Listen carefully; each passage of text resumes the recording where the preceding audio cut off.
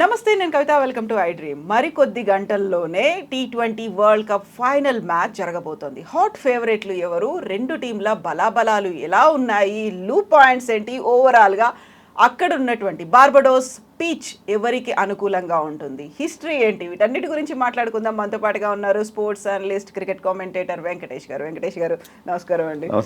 So final concluding స్టేజ్కి అనేది మనం వచ్చేసాము. ఒకవైపు ఇండియా, మరోవైపు సౌత్ ఆఫ్రికా.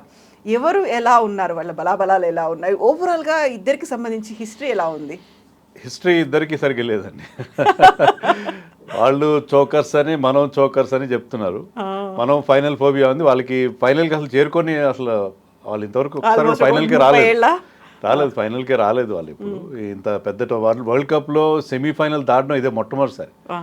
7 సందర్భాల్లో T20 వరల్డ్ కప్లో కానీ, వన్డే వరల్డ్ కప్లో కానీ సెమీఫైనల్కి వచ్చి సెమీఫైనల్ ఓడిపోయారు వాళ్ళు. అలాంటిది ఈసారి మొట్టమొదటిసారిగా ఒక వరల్డ్ కప్ ఫైనల్ ఆడుతున్నారు. మనకేమో మనం ఫైనల్ దాకా ప్రతిసారి వస్తాము, ఏ ఫార్మాట్ అయినా అన్నింటిలో ఫైనల్కి వస్తాం, ఫైనల్లో చేతికిల పడతాం. అది మన రికార్డు. వాళ్ళకి అసలు ఫైనల్ వరకే రాకపోవడం, నాకౌట్ స్టేజ్ దాటకపోవడం వాళ్ళకి. సో రెండు టీమ్స్కి అది కొంచెం ఇబ్బందికరమైన పరిస్థితి. సో ఆ ప్రెషర్ని ఎవరు తట్టుకుంటారు, ఎవరు బెటర్గా ఆడతారు అనేది చూడాలి. అది సో బార్బడోస్ పిచ్ అనేది ఎలా ఉంది? ఇప్పటికీ కూడా మనకి T20 నాకౌట్ మ్యాచ్లు అందులో అయ్యాయి కాబట్టి బార్బడోస్ పిచ్ బెటర్ పిచ్ ఉంటుందండి. మన సెమీఫైనల్ 2 పిచ్లు కూడా చాలా దారుణమైన పిచ్లు చూసాం, బౌలర్ ఫ్రెండ్లీ పిచ్చెస్ చూసాం. కానీ ఇక్కడ మనకి ఇంతవరకు జరిగిన మ్యాచ్లో ఒక 200 కూడా వచ్చింది.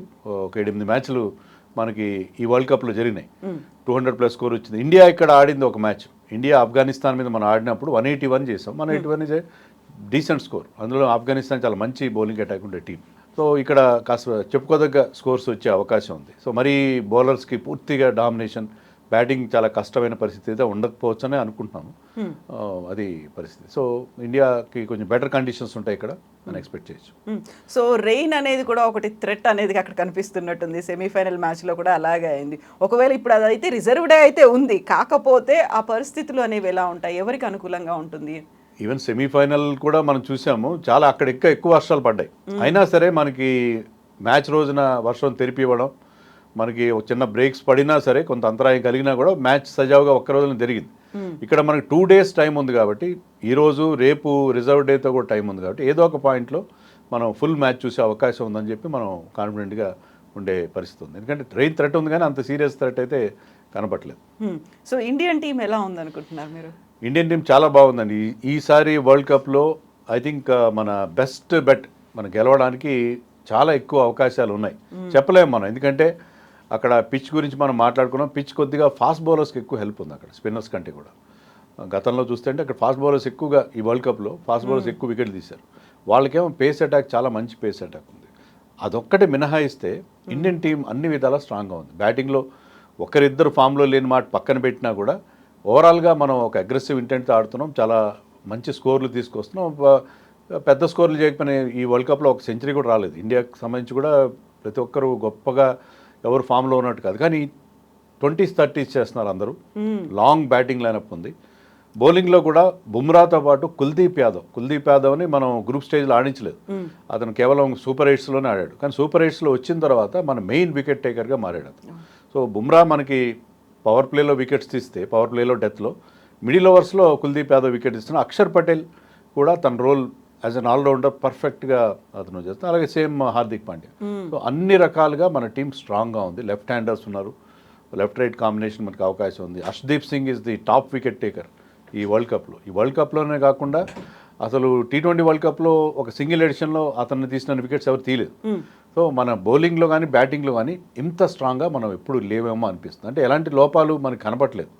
సో ఆ నేపథ్యంలో చూస్తే ఏంటంటే this is our best bet. మన ట్రోఫీల కొరత, మనకి ఉన్న మ్యాక్సిమం ఒక కొరత, ఒక డ్రౌట్ ఉన్నది కదా. 11 ఏళ్ళ నుంచి మనం ICC ట్రోఫీకి వెళ్ళలేదు. వరల్డ్ కప్ గెలిచి కూడా మనకి 13 సంవత్సరాలు అయిపోయింది. సో అదంతా మనం ఈసారి తీర్చుకుంటామేమో అని ఒక ఆశ అయితే డెఫినెట్గా ఉంది. లాస్ట్ 2 మ్యాచ్ల నుంచి రోహిత్ శర్మ కూడా ఆడుతున్నాడు, ఒక మంచి పర్ఫార్మెన్స్ అనేది కనిపించింది, కాకుంటే విరాట్ కోహ్లీది. బట్ ఈసారి చూస్తే ముగ్గురు, ఒకవైపు రాహుల్ ద్రావిడ్, మరోవైపు విరాట్ కోహ్లీ, రోహిత్ శర్మ, ముగ్గురు ఈ తర్వాత ఇంకా ఆడరు అనేటువంటి స్పెక్యులేషన్స్ కూడా ఉన్నాయి. కాబట్టి సో ఫైనల్గా వాళ్ళ పర్ఫార్మెన్స్ అనేది ఎలా ఉంటుంది అనుకుంటున్నారు? యా ఈ కప్ రోహిత్ కప్ అండి. గెలిస్తేనా ఓడినా గెలిచినా కూడా రోహిత్ శర్మ పర్ఫార్మెన్స్ మాత్రం ఎక్స్ట్రాడినరీ. అంటే అతను మీరు అన్నట్టుగా లాస్ట్ 2 మ్యాచెస్లో ఒక అద్భుతమైన ఇన్నింగ్స్ ఆడడం ఒకటే కాదు, యాజ్ క్యాప్టెన్ చాలా బాగా లీడ్ చేస్తున్నాడు. ఎందుకంటే టీంలో అతను సీనియర్ మోస్ట్ మ్యాన్, ఏజ్ ప్రకారం తీసుకున్న ఎక్స్పీరియన్స్. ఎందుకంటే కోహ్లీ కంటే ముందే అతను ఇండియాకి ఆడాడు. 2007లో మనం first time T20 world cup గెలిచినప్పుడు ఈ was member of that team. అప్పుడు ఇంకా కోహ్లీ సీన్లోకి రానేలేదు. సో సీనియారిటీ ఉంది, ఒక పెద్దన్నలాగా టీం అందరినీ అతను బాగా లీడ్ చేస్తున్నాడు. సో అతను ఉండాల్సిన టఫ్గా ఉంటాడు, లేకపోతే జోకులు వేసుకుంటా ప్లేయర్స్తో అందరితో కూడా చాలా బాగా వాళ్ళ నుంచి ఆ పర్ఫార్మెన్స్ రాబట్టుకుంటున్నాడు. చాలా హెల్దీ అట్మాస్ఫియర్ మనకి అక్కడ కనిపిస్తుంది. So this is definitely Rohit Sharma's cup. Particularly అతను బ్యాటింగ్లో ఏంటంటే అతను పర్సనల్ రికార్డ్స్ కోసం వెళ్ళలేదు. సెంచరీ చేయాలని సెంచరీ చేసి ఉండొచ్చు, కానీ సెంచరీ చేయకుండా ఒక పెద్ద షాట్ కోసం వెళ్ళి అవుట్ అయ్యాడు 92 మీద. సో అతనికి ఉన్న ప్రత్యేకత ఏంటంటే అతను చాలా చాలా టీం కోసం ఆడుతున్నాడు, టీం కోసం పర్ఫామ్ చేస్తున్నాడు. ఈవెన్ విరాట్ కోహ్లీ కూడా టీం కోసం ఆడుతున్నాడు. విరాట్ కోహ్లీ స్కోర్స్ రాలేదని చెప్పి అందరూ అంటున్నారు, కానీ మీరు చూడండి విరాట్ కోహ్లీ ఏంటంటే పెద్ద షాట్ల కోసం వెళ్ళి అవుట్ అవుతున్నాడు. సో అతను కనుక తన పర్సనల్ స్కోర్ కోసం ఆడాలంటే పవర్ ప్లేలో కాస్త స్లోగా ఆడి తనదైన స్టైల్లో తర్వాత స్కోర్స్ చేసే అవకాశం ఉంటుంది. కానీ పవర్ ప్లే వేస్ట్ చేయకూడదు.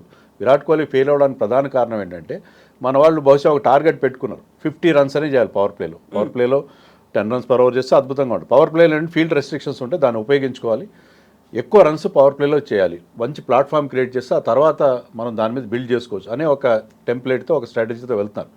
దానికోసం విరాట్ కోహ్లీ తన ఇండివిజువల్ స్కోర్స్ పక్కన పెట్టి షార్ట్స్ ఎప్పుడు కొట్టని షార్ట్స్ కొడుతున్నాడు, హై రిస్క్ గేమ్ ఆడుతున్నాడు. రాహుల్ ద్రావిడ్ కూడా అదే చెప్పాడు, Virat Kohli high risk game ఆడుతున్నాడు, ఆడినప్పుడు కొన్నిసార్లు అది క్లిక్ అవుతుంది, కొన్నిసార్లు కాదు. సో అదే అతను చేస్తున్నాడు కాబట్టి దాని గురించి మనం అతని ఫామ్ గురించి వరి అవ్వాల్సిన అవసరం లేదు. ద్రావిడ్ కానీ రోహిత్ శర్మ కానీ చెప్పింది ఏంటంటే he's saving his best for the final. So ఫైనల్లో అతను చేస్తాడంటున్నారు. సో మీరు అన్నట్టుగా అది ఎమోషనల్ మూమెంట్. ద్రావిడ్కి కావచ్చు, ద్రావిడ్ గురించి డూ ఇట్ ఫర్ ద్రావిడ్ అని ఒక హ్యాష్ ట్యాగ్ కూడా రన్ అవుతా ఉంది ట్విట్టర్లో. ద్రావిడ్ కోసం కావచ్చు, రోహిత్ కోసం కావచ్చు, విరాట్ కోహ్లీ కోసం కావచ్చు, అందరూ పట్టుదలగా ఉన్నారు. ఈసారి ఎలాగైనా 2 సార్లు ఇదే ద్రావిడ్ రోహిత్ కాంబినేషన్లోనే మనం ఒక ఏడాది వ్యవధిలో టెస్టుల్లో వన్డేల్లో కూడా ఫైనల్ ఆడాం, అక్కడ మిస్ అయ్యాం. కానీ ఈసారి మిస్ అవ్వకూడదన్న పట్టుదలతో అందరూ ఉన్నారు. ఖచ్చితంగా ఈసారి మిస్ అవ్వరని అనుకుంటున్నారు. మిస్ అవ్వకూడదు కూడా, వాళ్ళ కోసం కాదు, ఇండియన్ ఫ్యాన్స్ కోసం కూడా. ఇప్పుడు ఇండియన్ టీం చూడండి మీరు, ఇండియన్ టీం ఎంత బాగుంది. మనకి ఫైనాన్షియల్గా ప్రాబ్లం లేదు, బ్రహ్మాండంగానే ఇన్ఫ్రాస్ట్రక్చర్ ఉంది, మంచి మంచి కోచ్లు ఉన్నారు. సో మనకి బోల్డంత టాలెంట్ ఉంది ఇంత పెద్ద దేశంలో, బ్రహ్మాండమైన స్టేడియంస్ ఉన్నాయి, కానీ ట్రోఫీలు లేవు. ఎన్నో సంవత్సరాలుగా మనకి ట్రోఫీలు అన్నీ ఉన్నాయి. టెస్టుల్లో యార్ నెంబర్ 1, వన్డేల్లో యార్ నెంబర్ 1, T20లో నెంబర్ 1, ఫైనల్ వరకు వెళ్తారు ప్రతి టోర్నమెంట్లో, ఫైనల్లో ఓడిపోతారు.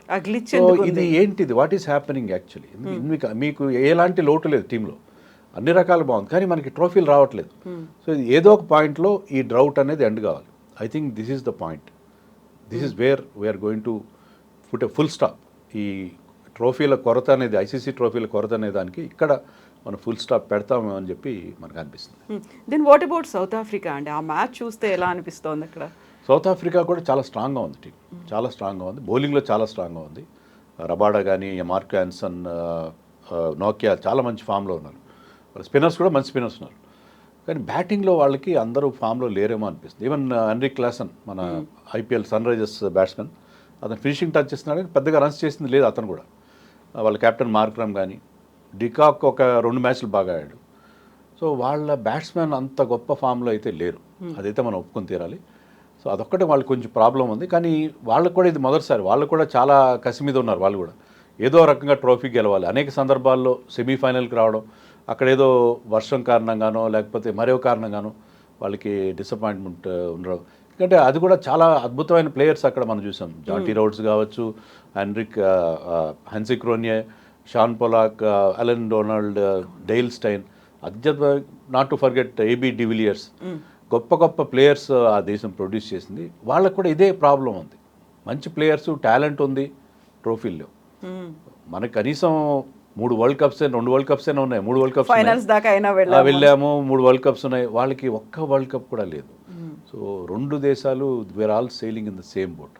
సో వాళ్ళు కూడా, చాలామంది ఫ్యాన్స్ ఏమంటున్నారంటే ఇండియా ఓడిపోయిన ఈసారి ఎక్కువ ఫీల్గా మేము, ఎందుకంటే సౌత్ ఆఫ్రికా కూడా పాపం వాళ్ళు కూడా ట్రోఫీ దక్కాల్సిన అవసరం ఉందని చెప్పి కొంచెం వాళ్ళ మీద కూడా కొంత సాఫ్ట్ కార్నర్ అనేది మన ఫ్యాన్స్కి ఉంది. అవును. ఇంతకాలం చూసినా పాకిస్తాన్ కావచ్చు, ఆస్ట్రేలియా, ఇంగ్లాండ్ వీళ్ళ మీద ఉన్నంత దాన్ని కసి అనాలా, కోపం అనాలా, రివెంజ్ తీసుకున్నారనాలా, దీనికంటే కూడా సాఫ్ట్ కార్నర్ అనేది, ఒక ఫ్రెండ్లీ నేచర్ అనేది సౌత్ ఆఫ్రికా మీద కనిపిస్తోంది. ఇండియన్ ఫ్యాన్స్, ఎస్, రెండు ఫ్యాన్స్ ఇద్దరు కూడా, రెండు టీములు కూడా ఎక్కడా ఓడిపోకుండా అన్బీటబుల్గా ఫైనల్ దాకా వచ్చారు. బట్ ఆ ఫ్రెండ్లీ నేచర్ని ఎలా చూడొచ్చు అంటారు మన వాళ్ళు ఇంత ఫ్రెండ్లీగా టువర్డ్స్ సౌత్ ఆఫ్రికా మీద ఉండడం?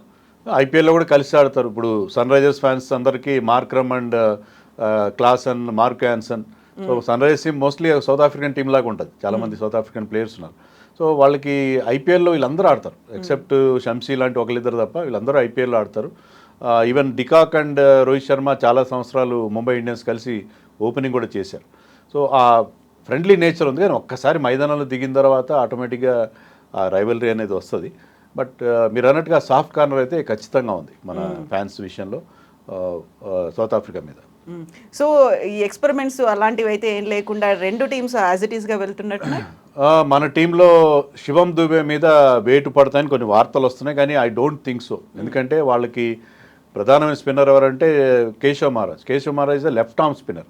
సో లెఫ్ట్ ఆర్మ్ స్పిన్నర్స్ ఎప్పుడు కూడా లెఫ్ట్ హ్యాండ్ బ్యాట్స్మెన్కి బౌలింగ్ చేయడానికి ఇబ్బంది పడతారు. సో ఒక లెఫ్ట్ హ్యాండర్ ఎందుకు త్యాగం చేసి సంజు శాంసన్ తీసుకొస్తారు? సో శివం దుబేని ఒక డిఫరెంట్ రోల్లో యూజ్ చేసుకుంటారని అనుకుంటున్నాను నేను. ఎప్పుడైతే ఆ మిడిల్ ఓవర్స్లో స్పిన్నర్స్ బౌలింగ్ వేస్తారో ఆ టైంలో అతన్ని లాస్ట్ టైం చాలా లేట్గా పంపించారు. ఈసారి కాస్త ఎర్లీగా పంపించి లెఫ్ట్ ఆర్మ్ స్పిన్నర్ బౌలింగ్ వేసినప్పుడు అతని మీద ఎదురు దాడి చేయడం కోసం వాడతారు. ఈ స్టేజ్లో సంజు శాంసన్ తీసుకురావాలని కొంతమంది అంటున్నారు. కానీ సంజు శాంసన్ ఇంత లేట్ స్టేజ్లో ఒక్క మ్యాచ్ కూడా ఆడని ప్లేయర్ని ఫైనల్లో తీసుకురావడం అనేది జరుగుతుందని ఒక డౌటు. రెండోది యశస్వి జైస్వాల్ చేత ఓపెన్ చేయించి కోహ్లీని నెంబర్ 3లో ఆడించవచ్చు కదా. దానివల్ల ఏమవుతుందంటే కోహ్లీకి ఆల్రెడీ కొంచెం కాన్ఫిడెన్స్ లో ఉంటుంది, స్కోర్స్ రావట్లేదు. సో అతని పొజిషన్ కూడా మారిస్తే ఇంకా కాన్ఫిడెన్స్ లో అయ్యే అవకాశం ఉంది. సో ఆ మార్పు కూడా ఉంటుంది ఈ పర్టికులర్ మూమెంట్లో అని నేను అనుకోను. India most likely to go with the same 11. అయితే సౌత్ ఆఫ్రికా టీంలో ఒక్క మార్పు ఉంటే ఉండొచ్చు. ఎందుకంటే ఇక్కడ పేస్ ఫ్రెండ్లీ వికెట్ ఉండే పరిస్థితి మనకు అనిపిస్తుంది, పేసర్స్కి అనుకూలమైన వికెట్. గ్రౌండ్ సైజ్ కూడా కాస్త చిన్నది. సో దానివల్ల స్పిన్నర్స్ సెకండ్ స్పిన్నర్ కంటే కూడా బాట్మెన్ అని వాళ్ళకి ఒక మంచి బౌలర్ ఇనిషియల్గా చాలా మంచి బౌలింగ్ చేశాడు. అతన్ని తీసుకొచ్చి తబ్రేజ్ షంసీని పక్కన పెడతారేమో అని అనుకుంటున్నాను. సో ఇప్పుడు విమెన్ టీం కూడా చూసుకుంటే సేమ్ సౌత్ ఆఫ్రికాతోనే ఆడుతోంది. వన్డే సిరీస్లు 3-3 గెలుచుకున్నట్టుంది, 3-0 అయింది. అప్పుడు టెస్ట్ మ్యాచ్ కూడా ఉంది. ఆ పర్ఫార్మెన్స్ ఎలా అనిపిస్తుంది మీకు? ఎక్స్ట్రాడినరీగా ఉంది. ఒక రోజులో 500 పైగా రన్స్ కొట్టడం, fastest double century Shafali Varma, అలాగే స్మృతి మందాన అయితే వన్డేలో ఉన్న ఫామ్ ఇక్కడ కంటిన్యూ చేస్తుంది. సో చాలా బాగా పర్ఫామ్ చేస్తున్నారు. South Africa is not a week team. మీరు ఏదో చిన్న టీం కాదు. South Africa, New Zealand, Australia, England ఇవన్నీ కూడా చాలా స్ట్రాంగ్ టీమ్స్. సో ఆ టీం మీద ఇంత మంచి పర్ఫార్మెన్స్ మన వాళ్ళు చేయడం, అందులో టెస్ట్ మ్యాచ్లో ఎప్పుడు కూడా మన టీం బాగా ఆడుతుంది. అరుదుగా టెస్ట్ మ్యాచ్లు ఆడుతారు ఉమెన్స్ క్రికెట్లో, కానీ వాళ్ళ పర్ఫార్మెన్స్ అది చూసేనా మన మెన్స్ టీం కూడా ఇన్స్పైర్ కావాలి. సౌత్ ఆఫ్రికా అంత చిత్తుగా మన ఉమెన్స్ టీం ఓడిస్తుంది కాబట్టి అది చూసి వీళ్ళు ఇన్స్పైర్ కావాలని మనం ఎక్స్పెక్ట్ చేయాలి. ఇప్పుడు మ్యాచ్ అవుతున్న టైంలో ఒక విన్నింగ్ ఛాన్సెస్ ఎలా ఉన్నాయి అని ఒక పర్సెంటేజెస్ ఇస్తూ ఉంటారు కదా, విన్ ప్రెడిక్టర్ తో మారుతూ ఉంటాయి ప్రతి బాల్ కి, ప్రతి ఓవర్ కి మారుతున్నప్పుడు. అలా ఇప్పుడు విన్నింగ్ ఛాన్సెస్ ఎలా ఉన్నాయి అనుకోవచ్చు రెండు టీంలకి? ఇప్పుడు మనం తీసుకోవాల్సింది ఆ బుకీస్ ఇచ్చే రేటింగ్. బుకీస్ ఇప్పుడు ఇండియాకే ఎక్కువ ఆర్ట్స్ ఇండియాకే ఫేవర్గా చెప్తున్నారు బుకీస్ కూడా. సో ఇప్పుడు యాజ్ ఇట్ ప్రతి ఒక్కరు ఇండియాకే ఎక్కువ అవకాశాలు చెప్తారు, ఎందుకంటే ఇండియాకి వరల్డ్ కప్స్ గెలిచిన ఎక్స్పీరియన్స్ ఉంది. తర్వాత ఇండియా మ్యాన్ టు మ్యాన్ తీసుకుంటే ఇట్స్ బెటర్ సైడ్. ముఖ్యంగా మనం బ్యాటింగ్లో చెప్పుకున్నట్టు మన బ్యాట్స్మెన్ మంచి ఫామ్లో ఉన్నారు. వాళ్ళ టీంలో ఏ ఒక్క ప్లేయర్ కూడా ఫామ్లో ఉన్నాడని చెప్పడానికి లేని పరిస్థితి ఉంది. మన దగ్గర సూర్యకుమార్ కానీ, రోహిత్ శర్మ కానీ, రిషబ్ పంత్ కానీ వీళ్ళు ఫామ్లో ఉన్న పరిస్థితి కనిపిస్తుంది. అక్కడ ఎవరు కూడా ఫామ్లో లేరు. సో ఆ రకంగా చూస్తే ఇప్పుడు ఇండియాకి ఇప్పుడు as of now, as things stands now 60-40 ఫేవర్గా చెప్పే అవకాశం ఉంది. కానీ T20 is a funny game. మీకు ఇప్పుడు ఎలా టర్న్ అవుతుంది ఎవరు చెప్పలేరు. టాస్ చాలా కీ రోల్ ప్లే చేస్తారు. అందులో వర్షం నుంచి ప్రమాదం ఉంది. షార్ట్ అండ్ మ్యాచ్లో ఒక రకమైన రిజల్ట్ రావచ్చు. సో ఎవరు ఫస్ట్ బ్యాటింగ్ చేస్తారు, ఫస్ట్ బ్యాటింగ్ అప్పుడు కండిషన్స్ ఎలా ఉంటాయి, సెకండ్ బ్యాటింగ్ అప్పుడు ఎలా ఉంటాయి, ఇలా సో మెనీ ఇష్యూస్ ఉంటాయి. కాబట్టి T20లో రిజల్ట్ ప్రెడిక్ట్ చేయడం చాలా కష్టం. కానీ ఆన్ పేపర్ చూస్తే మాత్రం India is a strong side, particularly in batting. So ఇప్పుడు గయానాలో మొన్న సెమీఫైనల్ మ్యాచ్ జరిగిన గయానా పిచ్ అనేది వర్షం పడ్డప్పటికీ ఇమ్మీడియట్గా వాటర్ అంతా ఎంకిపోయింది కాబట్టి దే కుడ్ ప్లే దట్. ఇక్కడ ఉన్నటువంటి బార్బడోస్ స్టేడియం ఎలా ఉంటుంది? టాస్ కీలకం అనుకున్నప్పుడు ఎవరు ఫస్ట్ బ్యాటింగ్ చేయాలంటారు? ఇక్కడ డ్రైనేజ్ సిస్టమ్ అంటే ఇక్కడ ఒక్క మ్యాచ్ వర్షం వల్ల రద్దయింది, ఇంగ్లాండ్ స్కాట్లాండ్ మ్యాచ్. బట్ ఇక్కడ డ్రైనేజ్ సిస్టమ్ గురించి మనకి పెద్ద సమాచారం లేదు. యూజువల్గా వెస్టిండీస్లో పిచ్లు అంటే అది శాండ్ బేస్డ్ పిచ్చెస్ ఉంటాయి, అవుట్ఫీల్డ్ ఉంటుంది కాబట్టి అది తొందరగా సముద్రానికి దగ్గరగా ఉంటాయి ఇవన్నీ కూడా. సముద్రానికి దగ్గరగా ఉన్నప్పుడు మీకు శాండ్ బేస్ ఉంటుంది. శాండ్ బేస్ ఉన్నప్పుడు తొందరగా ఇంకిపోతాయి. మీకు అదే ఎక్కువ వేరే మట్టి క్లే బేస్ ఉంటే మీకు అక్కడ వాటర్ తొందరగా ఇంకే పరిస్థితి ఉండదు. సో అందుకని తొందరగా డ్రైన్ అవుతుంది, ఇక్కడ డ్రైనేజ్ సిస్టమ్ బాగుంటుందని ఎక్స్పెక్ట్ చేయొచ్చు. టాస్ గెలిస్తే ఏం చేయాలనేది చెప్పడం చాలా కష్టం. ఎందుకంటే మనం సెమీఫైనల్లో కానీ అంతమంది ఆస్ట్రేలియాతో ఆడిన కీలకమైన మ్యాచ్లో కానీ టాస్ ఓడిపోయి మొదట బ్యాటింగ్ చేసి కూడా గెలిచాం. కొన్ని సందర్భాల్లో ఏమవుతుంది, ఫైనల్ లాంటి ఒక మేజర్ ఒక ఇంపార్టెంట్ మ్యాచ్లో, క్రంచ్ మ్యాచ్లో చేజింగ్ అనేది చాలా డిఫికల్ట్ అవుతుంది, ప్రెషర్ ఉంటుంది. సో ఇప్పుడేంటంటే ఫస్ట్ బ్యాటింగ్ చేసి ఒక పెద్ద స్కోర్ బోర్డు మీద పెడతాయి. ఫైనల్స్లో చాలా సందర్భాల్లో ఫస్ట్ బ్యాటింగ్ చేసే టీమ్సే గెలుస్తాయి. దానికి రీజన్ ఏంటంటే ఫస్ట్ బ్యాటింగ్ చేసినప్పుడు మీ మీద అంత ప్రెషర్ ఉండదు. సెకండ్ బ్యాటింగ్ చేసినప్పుడు ఒకవేళ ఫస్ట్ బ్యాటింగ్ టీం కనుక ఒక పెద్ద స్కోర్ బోర్డు మీద పెడితే ఆ స్కోర్ బోర్డ్ ప్రెషర్కే టీం అవుట్ అయిపోతుంది. సో అందుకని ఇఫ్ కండిషన్స్ ఆర్ గుడ్, ఎలాంటి మాయిశ్చర్ లేదు, పిచ్ మీద ఇనీషియల్గా బౌలర్స్కి హెల్ప్ లేదనుకుంటే టాస్ గెలిచిన వాళ్ళు ఇక్కడ, అందులో డే మ్యాచ్ కాబట్టి డ్యూ ఫ్యాక్టర్ అలాంటివి ఏమి ఉండవు, ఫస్ట్ బ్యాటింగ్ చేసే పరిస్థితి ఉంటుందని అనుకుంటున్నాను. సో రెండు టీంలు అన్బీటెన్గా ఫైనల్కి చేరుకున్నాయి. ఇప్పుడు రెండు టీంలు ప్లేయర్స్ మీద అయితే కొంచెం స్ట్రెస్ అయితే ఉంటుంది, ప్రెషర్ అయితే ఉంటుంది. అవి లేకుండా ఆడాలి అంటే కుదురుతుందంటారా? అస్సలు కుదరదు. అందులో ఈ ఫైనల్లో అందుకే రెండు టీమ్స్కి ఉన్న పాస్ట్ రికార్డ్ చూసుకుంటే ఫైనల్లో వీళ్ళకి సరైన పర్ఫార్మెన్స్ ఎప్పుడు లేదు. ఫైనల్ ఫోబియా ఉండే, నాకౌట్ ఫోబియా ఉండే టీమ్సే కాబట్టి ఖచ్చితంగా ప్రెషర్ అనేది ఉంటుంది. ఎవరు ప్రెషర్ని బాగా హ్యాండిల్ చేయగలరు అనేది ఉంటుంది. మనకంటే వాళ్ళ కెప్టెన్ చాలా యంగ్ కెప్టెన్, కానీ అతనికి మంచి రికార్డు ఉంది. ఎందుకంటే ఎలా అయితే రోహిత్ శర్మ 5 IPL టైటిల్స్ గెలిచాడో, మార్క్రమ్ 2 సార్లు SA20 అని వాళ్ళ T20 లీగ్లో సన్ రైజర్స్ ఈస్టర్న్ కేప్ అనే టీంకి అతను కెప్టెన్గా 2 సార్లు, ఇప్పటివరకు అక్కడ 2 టోర్నమెంట్లు చేసి 2 సార్లు అతనే గెలిచాడు.